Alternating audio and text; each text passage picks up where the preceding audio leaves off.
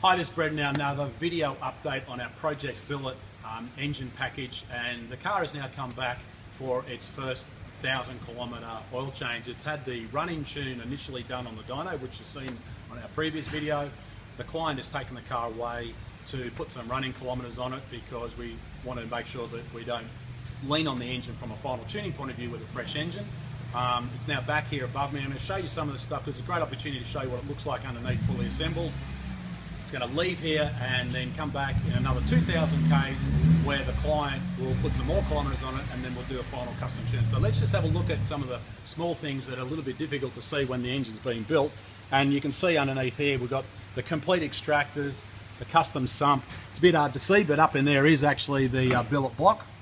And just some of the things I wanted to show you is that little things like we put heat shield on here because up inside that plastic cover is one of the variable valve timing control mechanisms, and this part here obviously gets very, very hot when the engine is running under high load, and of course from there it goes up to the underside of the inlet to the turbo, whereas this part of the extractor's point of view comes out of the exhaust manifold on the heads on this side and the heads on the other side. I'll get my cameraman to go around this way because you can see more of the engine. And of course this is the other side of the variable cam control assembly, which is protected by a cover which has then got the heat shielding on it, because on the other side the extractors run very, very close to this. So if you're doing any modifications with extractors, these are one of the things on the other side of the engine that you need to be careful about. Not here because there's a lot of fresh air, but you can see just some of the small detail things. One of the things that Killer B put in their sump is some of the options that you can take. Put a sensor in there for oil temperature. This is obviously the drain, which we use a Greddy magnetic sump plug because the aluminium sump, of course, doesn't have a magnet in it. And the good thing about the Greddy sump plugs is they have a really strong magnet in there to attract ferrous particles. And of course, from the initial running tune with 1,000 kilometres, when we pull that out, if we find any mechanical parts on the magnet, we know we've got a problem inside. But the good news is the engine oil come out nice and fresh and clean. We've now put it back in with a non-synthetic engine oil to allow the next process to the running in. So let's just have a look at the rest of the supporting modifications, remembering this is a quick road car.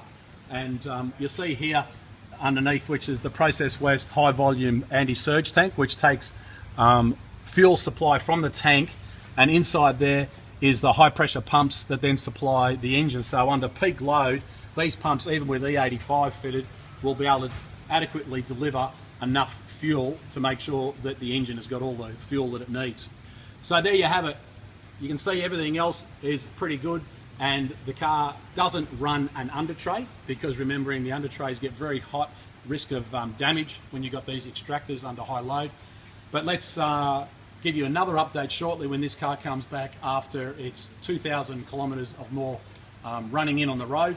We'll do another oil change, put Mobil 1 fully synthetic back in the engine, put on the dyno, and then we'll generate some good run for the car and the owner.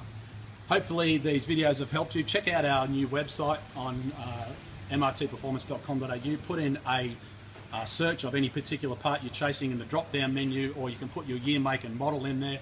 You can search anything from PPG gear sets, the white line suspension, or the individual part numbers, and you'll find some really handy information and some current promotions on at the moment.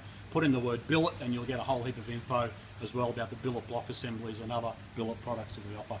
And of course, remembering these engines actually come in 2.5 and 2 litre configurations depending on where in the world you want them.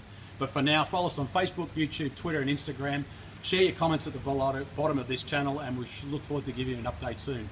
For now, I'm Brett Middleton. Thanks for watching.